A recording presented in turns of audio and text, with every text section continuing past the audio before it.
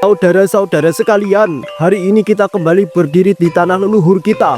Tanah yang telah memberikan kita kehidupan, makanan, dan ketentraman. Panen kali ini adalah bukti bahwa restu dari para leluhur dan penjaga alam masih menaungi desa kita tercinta. Tunggal Kerti. Namun ingatlah baik-baik, segala yang kita persembahkan hari ini bukanlah sekadar sebuah simbol. Ini adalah bentuk penghormatan suci. Beras, buah, bunga, dan juga cabai merah ini adalah hasil pertama dari panen. Mereka bukan untuk dimakan manusia, melainkan dipersembahkan kembali kepada tanah tempat ia tumbuh.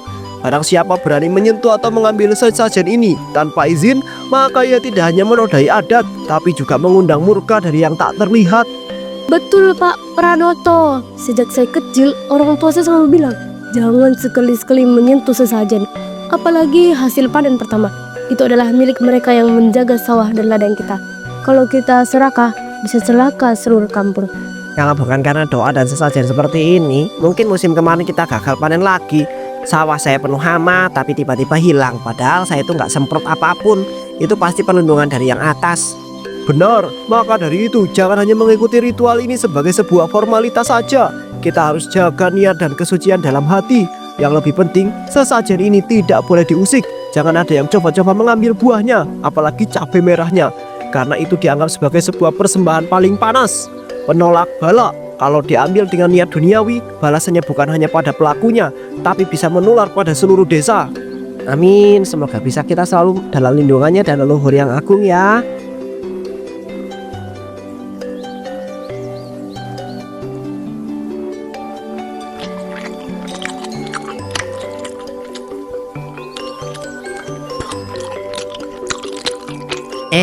Maaf sebelumnya ya Bu Marsa, saya cuma mau bilang tahu mercon hari ini kayak beda rasanya. Biasanya kan pedasnya nampol sampai keringetan, tapi ini malah kayak manis terus pedasnya nggak nendang. Bukan maksud mengeluh, tapi ya saya langganan jadi ya pingin yang bilang terus terang aja.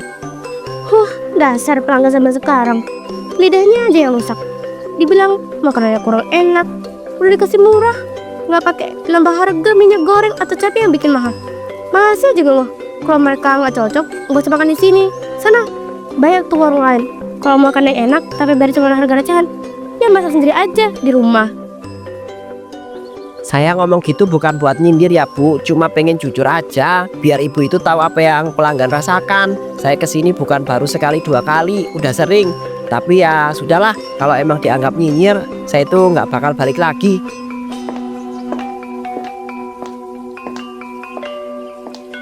Dasar orang desa, pelitnya ampun-ampunan. Mau makan tahu isi cabai setan, tapi bayarnya kayak beli tahu isi goreng di pinggir jalan. Nggak ngerti susahnya cari bahan sekarang. Cabai makin mahal, minyak udah kayak emas cair.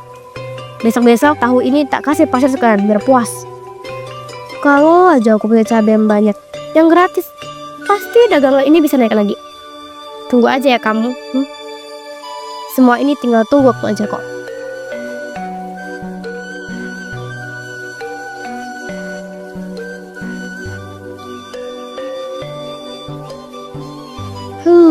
Ini dia tempatnya. Dari siang tadi aku sudah perhatiin, cabai-cabai ini masih seger banget. Merahnya menyala kayak darah. Sayangnya sayang banget kalau semua ini cuma didiemin sampai layu, terus dibuang begitu aja habis upacara. Leluhur kan nggak makan cabai. Lagian mereka udah nggak butuh makanan dunia. Sementara aku di sini dagang makin sepi. Harga cabai makin gila. Kalau cabai kayak gini aku pakai buat tahu mercon aku, pasti rasanya meledak lagi. Bisa naik pelanggan balik.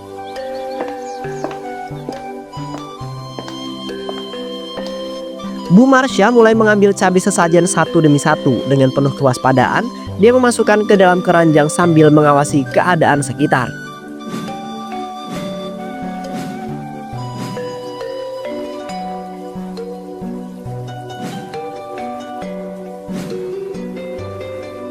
Pak Pranoto bilang ini suci. Katanya yang nyentuh bisa kena kutukan. Tapi dari dulu aku gak pernah percaya sama omongan begitu. Yang penting cabai ini nyata. Pedesnya bisa bikin pelanggan mereka lagi kutukan. Yang ada juga berkat rezeki nomplok dari langit.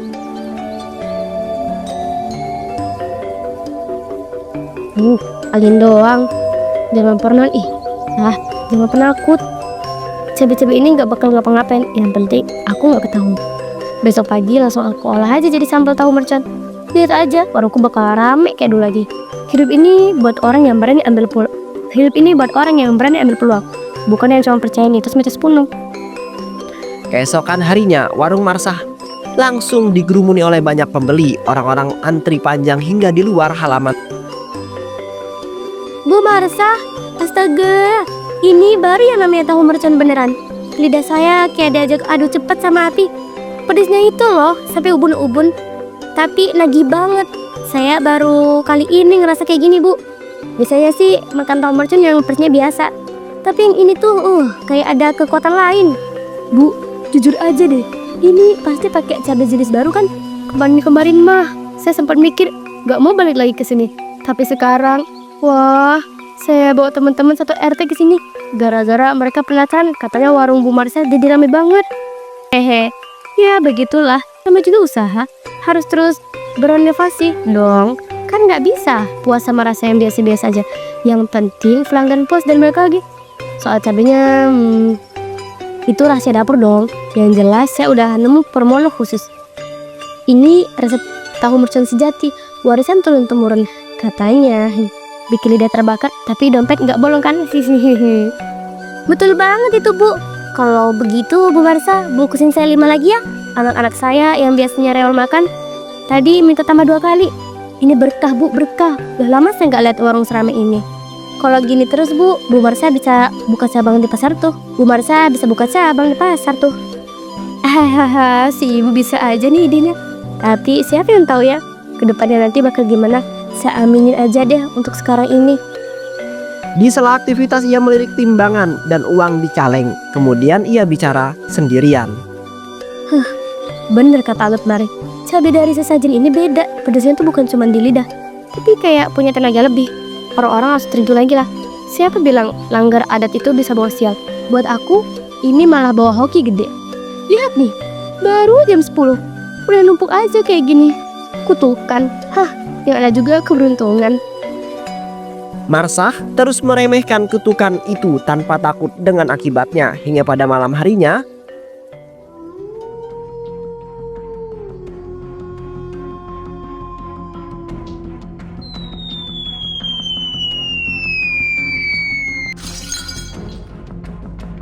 cabai itu bukan milikmu, wanita serakah. Kau telah merusak perjanjian leluhur. Kau telah melanggar batas suci yang dilindungi oleh adat. Kembalikan persembahan itu. Ampun. Apa ini? Siapa kau? Jangan ganggu aku.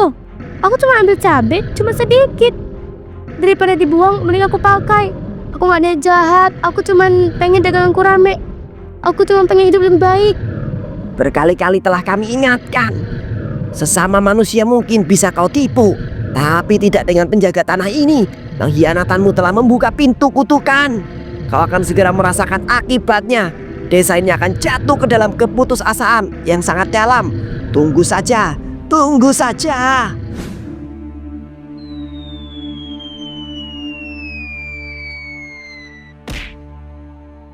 Tiba-tiba semua kembali normal, angin berhenti dan lampu menyala seperti biasanya. Marsha tergeletak di lantai lemas, tapi dahinya kini tampak bekas terbakar kecil seperti bentuk cabai merah.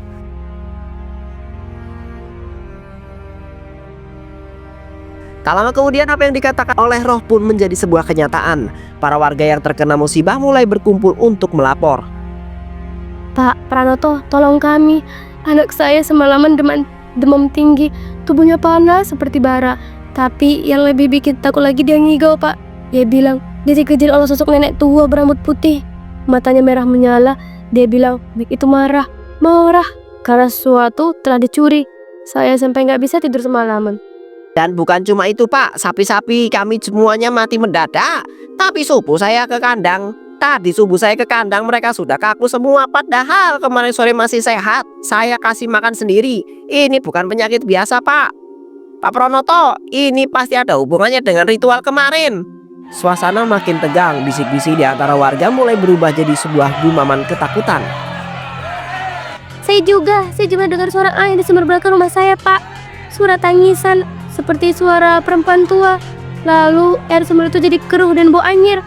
Desa ini seperti sedang dikutuk, Pak. ada yang telah melanggar langganan leluhur.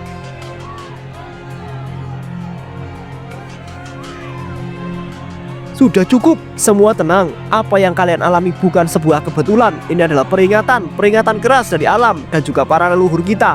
Sesajen kemarin adalah lambang suci rasa syukur kita kepada tanah, kepada penjaga desa ini. Jika ada yang berani menyentuh apalagi mengambil, itu sama saja mengundang murka yang tak terlihat. Dan saya mencium bahwa memang ada seseorang yang telah lancang menodai kesucian itu. Siapkan bahan ritualnya, segera kita akan melakukan penyucian untuk menolak bala. Di tepian sungai Keramat, Pak Pranoto dan juga Dukun Samin duduk bersila dengan posisi tegak menghadap ke arah air.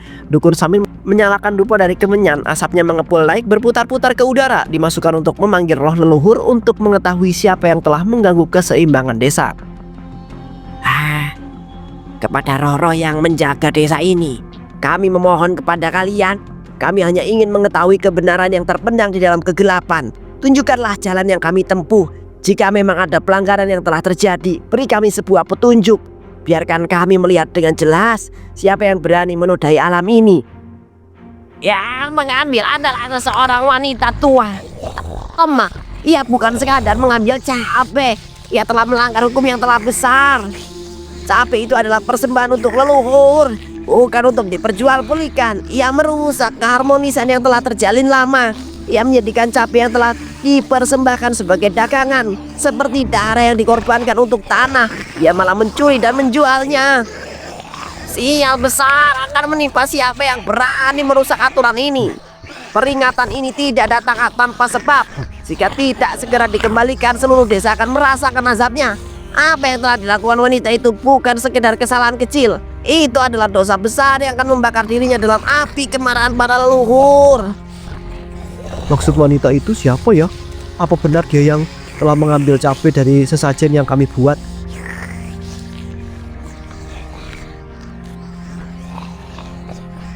Dia Marsah. Dia tak tahu apa yang telah dia lakukan. Ini bukan sekedar mencuri, Dukun Samin. Ini lebih dari itu. Kami semuanya akan terkena akibatnya jika tidak segera diperbaiki. Apa yang harus kami lakukan? Apa yang kami lakukan untuk menghentikan muka ini? Wanita itu telah memilih jalan yang salah, Pak. Dan meskipun dia itu tidak tahu, dunia gaib telah melihatnya, melihat perbuatannya yang telah mengacaukan keseimbangan alam. Tidak ada yang bisa menghindari akibat dari perbuatannya itu. Jika cabai yang telah dipersembahkan tidak dikembalikan, azab akan datang begitu cepat. Seperti petir akan datang begitu cepat. Seperti petir yang menyambar tanpa peringatan. Keberuntungan yang ia rasakan sekarang hanya sementara. Sebentar lagi semua yang ia miliki akan hancur. Dan lebih buruk lagi, jiwanya akan terhukum. Jika ini sebuah peringatan, maka kita tidak bisa diam saja. Saya akan segera mencari Marsah. Kita harus memintanya untuk mengembalikan cabai itu sebelum semuanya terlambat. Semoga dia masih bisa selamat jika dia mau mendengarkan kami. Jangan menunggu lagi, Pak Pranoto. Waktu sudah semakin sempit. Jika tidak segera diperbaiki, yang terburuk akan terjadi. Dan bukan hanya Marsah yang akan menderita, keseimbangan desa akan terganggu selamanya. Warga yang tidak tahu ini akan menjadi sebuah korban. Cepatlah cari dia dan kembalikan cabai itu sebelum semuanya hancur. Meski sudah mendapat teror peringatan, ternyata tak mampu membuat nyali Marsah menciut. Dia kembali ke tempat sesajen untuk mengambil cabai persembahan. Yang tadi itu mungkin hanya kebetulan saja. Yang namanya kebetulan pasti tak datang dua kali. Daripada takut dengan ancaman dan teror yang diberikan, aku lebih takut dengan ancaman kemiskinan yang ada di depan mata. Cabai-cabai ini adalah awal dari kesuksesan aku. Apapun resikonya, semuanya akan kutempuh asal aku bisa jadi kaya. Marsah kembali mengambil cabai sesajen itu dengan hati-hati, dan pada keesokan harinya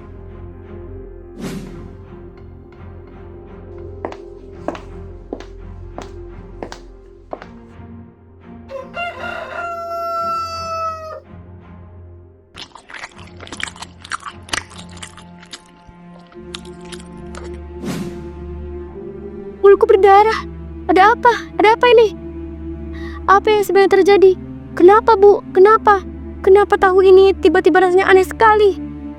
Sabar, Bu Siti, sabar. Mungkin karena cabai yang baru saya pakai. Itu cabai yang pedas banget. Bisa bikin pedas, bisa bikin panas. Kalian gak usah khawatir. Pasti cuman efek pedas aja kok. Saya nggak tahu kenapa ya, Bu Marsah, saya mimpi buruk tadi malam. Saya mimpi Anda dibakar hidup-hidup. Tahu yang Anda jual itu kayak api neraka. Rasanya seperti membakar lidah saya. Saya rasa ada yang tidak beres, Bu. Ada yang tidak beres dengan semua ini. Apa maksud Bapak? Ini semua tidak masuk akal. Tahu saya tahu mercon biasa. Tidak ada yang salah. Kenapa semua orang boleh kelihatan aneh? Tiba-tiba Marsha merasakan sesuatu yang mengerikan. Tubuhnya mulai bergetar hebat, suhu tubuhnya naik drastis. Panas, panas. Kenapa yang terjadi pada saya? Apa yang terjadi? Panas, ya Tuhan, panas. Bu Marsha, Ibu Marsha kenapa, Bu? Ada apa? Tubuh ibu kayak orang terbakar. Cepat panggil dokter, cepat. Ini nggak normal. Bu Marsha, ini nggak normal. Marsha semakin panik, ia merasakan panas yang semakin membakar tubuhnya. Dia terjatuh ke lantai, mengerang kesakitan. Kulitnya mengelupas, dagingnya melepuh, asap mulai muncul dari tubuhnya dan aroma seperti terbakar mulai tercium. Tolong, kenapa ini terjadi? Kenapa saya dihukum begini? Saya ingin menghidupi diri saya sendiri. Saya tidak tahu kalau semuanya akan jadi seperti ini. Ampun, saya tidak tahu kalau ini akan terjadi. Saya menyesal. Saya cuma ingin uang. Gawat, ini benar-benar gawat. Aku ngerasa jika ada yang salah dengan dia, kita pun bisa terkena akibatnya. Kita tidak bisa tinggal diam. Kita harus segera beritahu Pak Pranoto. Ini sangat mengerikan. Bagaimana mungkin seorang manusia bisa mati seperti ini? Tahu yang dia jual benar-benar membuat kami semua takut. Saya merasa ada yang salah. Ini pasti karena perbuatannya. Kami tidak bisa menguburnya. Jenazahnya tidak suci lagi. Ia telah menodai adat kita. Apakah kita tidak punya pilihan lain? Kalau begitu kita harus... Mungkin kalau kita kuburkan di luar desa, jauh dari sini, tanah ini bisa kembali suci. Tapi apa yang harus kita lakukan dengan cabai itu? Apa yang terjadi jika kita biarkan? Warga, kita semua tahu ini bukan salah kita. Ini adalah akibat dari tindakan satu orang yang menodai tradisi dan kepercayaan kita. Marsha telah melakukan kesalahan besar. Ia mencuri yang bukan miliknya, merusak persembahan leluhur. Kita harus bertindak dengan bijaksana. Jenazahnya memang sudah tercemar, tapi kita tetap harus menghormatinya sebagai sesama manusia. Namun karena perbuatannya yang mengganggu keseimbangan kita tidak bisa menguburnya di sini. Kuburkan ia di luar batas desa, di tanah yang jauh dari tempat kita semua tinggal. Kita harus membersihkan tanah ini dengan ritual baru agar desa kita tetap selamat. Pak Pranoto benar. Kita tidak boleh membiarkan desa ini terkena dampaknya. Marsha telah merusak segala yang telah kita bangun, menghancurkan kepercayaan kita turun-temurun. Jangan biarkan keburukan itu menyebar lebih jauh. Kuburkan ia dengan cara yang sesuai agar kita semua bisa terbebas dari kutukan yang ditinggalkan. Kita tidak punya pilihan lain. Marsha sudah melakukan perbuatan yang tidak bisa dimaafkan. Kita hanya bisa berharap bahwa dengan menguburkan ini, penguburan ini, desa kita bisa selamat dan segala kutukan akan berakhir. Semua yang terjadi ini adalah sebuah pelajaran bagi kita. Kita tidak boleh meremehkan adat dan kepercayaan yang telah diwariskan oleh para leluhur kita. Kita harus menjaga kesucian tanah dan tidak mengulang kesalahan yang sama. Kita akan melakukan pemakaman hari ini juga. Kita akan membersihkan tanah ini dan mengembalikan kedamaian pada desa kita. Kita mulai dengan upacara penguburan dan ritual penyucian. Setelah itu, kita akan melakukan segala yang diperlukan agar kutukan ini tidak berlanjut. Dengan penuh penyesalan dan rasa takut, warga mulai bersiap untuk upacara penguburan Marsha. Jenazah Marsha yang kemudian dikubur seorang diri di tempat yang asing, seolah menandakan jika dia bukan bagian dari desa itu lagi.